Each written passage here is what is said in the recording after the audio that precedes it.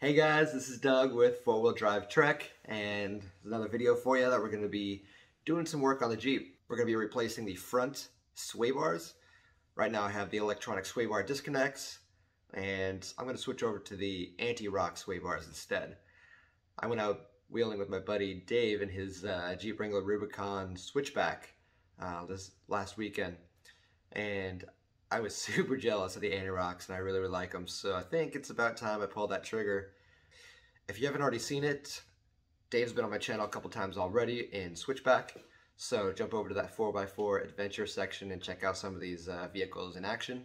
Also, hit that subscribe button and hit that notification button so you're up to date on all the videos that we do. Yeah, let's jump to that removal real quick. First, remove the bolts that hold the end links for the original sway bars in. I used an 18mm ratchet and socket and an open box end wrench to hold it as I pulled them off. Alright, so what you want to do is you want to crawl underneath your Jeep, and you're going to be disconnecting the power cable plug to the actual motor itself. So located right underneath your front bumper here, right past the support, you have this bracket right here. There's going to be this little tab, you're going to press this in, and then this whole thing is going to be sliding over this way. So all the way over until it doesn't move anymore. Grab onto here and just wiggle it out. One thing I'm going to do for safety, just in case, I'm going to actually put in a jack stand underneath the sway bar motor. That thing does tend to be a little bit heavy, so as you're loosening up some of the bolts, you don't want that thing to fall down and hit you in the face. So my jack stand doesn't quite fit and hit it, but it's going to be close enough that if it does fall, it's going to give me a little bit extra safety right there. Using a 16mm socket and extension, you need to remove the bushings that are holding the sway bars to the brackets. I'm using an impact gun to make it a little bit easier. While removing the final bolt, this is where the jack stand is going to come in handy. You can balance it slightly as you're trying to remove the last piece. Make sure that it does not fall on your head, and remember, safety first. Once you have the final bolt out, this is where you want to be careful. The whole assembly is pretty heavy, so take your time removing it so you do not drop it. But you just kind of work your way out, wiggle it out so that the sway bar end links come up and over the tie rods a little bit, and then you should be good. Once you're up and over the drag links, you can lower the sway bar onto the ground, and then just move it out of the way. Alright guys, that's going to be for the removal of the old electronic sway bar disconnect system that comes stock with the Jeep. Downside is, I have to go order the Antirocks right now, so this is going to be instantaneous for you guys, but for me, I got to sit here and wait a week. Hopefully not more, because it's the week right before Thanksgiving, so I know Amazon gets a little backed up. So we'll see how that goes, and yeah, let's get that installed in a week. Alright guys, so the Antirock sway bars from Currie Enterprises, or also known as RockJock.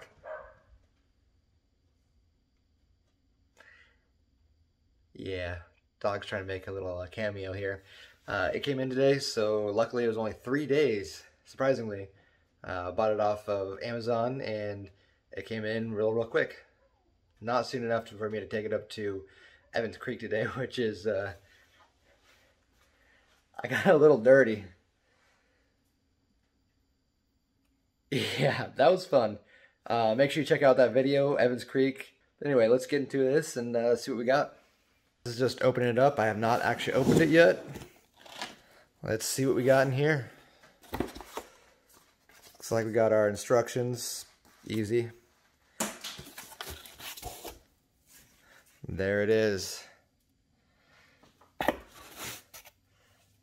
Alright, let's get this thing installed.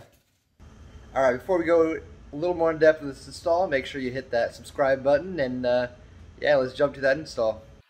I always like to make sure all of the parts are here before starting, like both of the arms, the bushings for the bar brackets, the bare end link bars, the torsion bar, the kit for the end links, and all necessary hardware. Alright, you will be installing the brackets with the logo out towards the tire side of the car.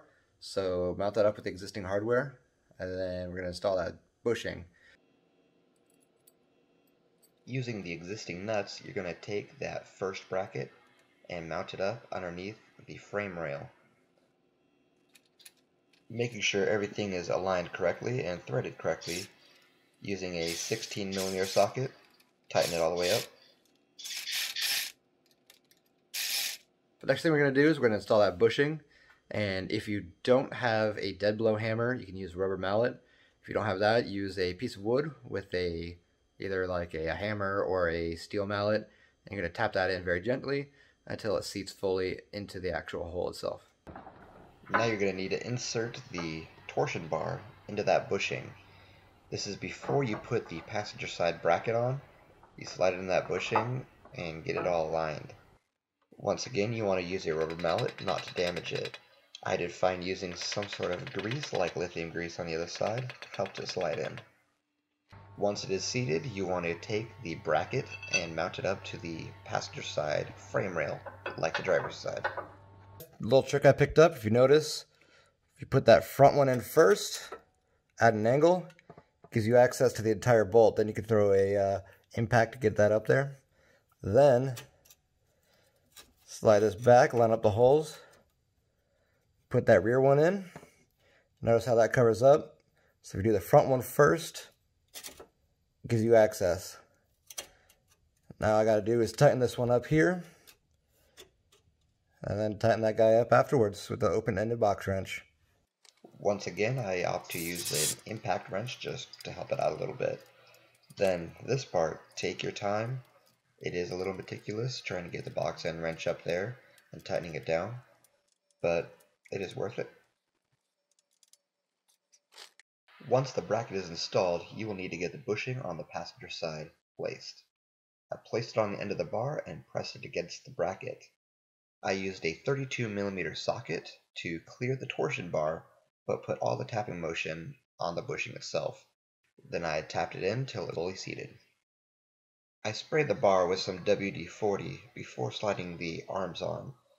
Doing it this way made the arms slide on just like it was butter. I highly recommend at least lubing it up. The first side doesn't really matter where you place the arm at, just make sure it is above the drag link. Once you get to the other side, that is where you want to make sure to have everything perfectly lined up. I used a rubber mallet just to tap the end on so that fully seated up against the bushing. Repeat for the other side, making sure the other arm is at the same angle. Next, take the Allen bolt, put it in the silver washer, and thread it into the end of the torsion bar using a 3/16 Allen socket or Allen wrench. Now that we got the arms on the bar, now we need to make the actual links that go down to the axles. You take this, turn it into this. So one thing to bear in mind, that one side is one direction of threads, the other one's going to be the reverse. So what you want to do is you want to take one of these nuts, these gold ones are the reverse, and screw it on one of the sides. If it screws on easy, it is the correct side. If it does not screw on easy, do not force it. It's probably going to be the wrong side. All the way down to the end there. Same thing with this. If it screws on easy, you got the right side. This is not screwing on very easy. Let's try the other one.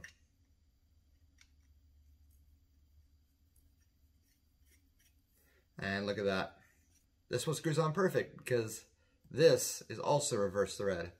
Instead of being the righty-tighty, lefty-loosey, it's actually lefty-tighty, righty-loosey on the reverse. So you don't need to thread it on too far because we're going to be adjusting it once we get it on the actual Jeep itself. Flip it over, do the other side. It was at this point I realized that I tend to ramble when I talk. Now that we have these end links on, we're going to actually install them onto the actual bars themselves. Let's jump to that. Using the new built end links and the provided nut, thread it onto the axle side prior to installing it on the arm. Once you have that end link installed, you need to move the arms up to match it. Now, that torsion bar is a little tight inside of those bushings. You do want to tap it up so it is about even with the frame, so then you can get the end links bolted into the side. Once you have it about even with the frame, you can adjust the end links to lower so it'll slide right into the end of the arms. Do the same for the other side, and once you're done, using the box end wrench and ratchet again, just tighten up all 4 bolts on end links and the arm itself. Taking the final 2 nuts and bolts, you're going to clamp down on this end of the arm so that it is tightened up against that torsion bar. That's going to be it for the Antirock sway bar install. Unfortunately, I can't show you a little bit of the flexing tonight. It is a little bit dark outside, so I'll have to take some videos and show it to you tomorrow. Here is a great comparison of the sway bars connected versus unconnected versus the Antirock sway bar. We are all on a very similar build with 35-inch tires, 3.5-inch lift, and all Rubicons. Stephanie is up first. Her electronic sway bar is malfunctioning and would not disconnect, so we will see how she does with a locked sway bar like you would have on a road or on a Sport or Sahara model. After the first attempt, we had her lock her rear differential to help up this hill. Pay attention to the front tires as she comes up the hill and all these bumps.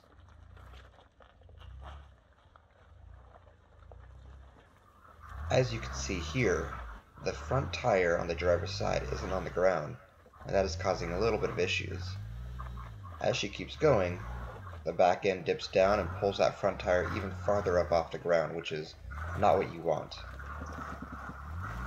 And it's doing once again on the passenger side as she finalizes up the hill. Jacob has his electronic sway bars disconnected, but still look how high that front wheel gets off the ground while it's still disconnected. It is better, but it is still not quite what you want. And finally there is me with the Antirock sway bars. I have both differentials unlocked, and as you can see, my tires don't fully leave the ground. The more tires you have on the ground, the better traction you will have. Make sure you hit that subscribe button, and yeah, we'll see you guys later.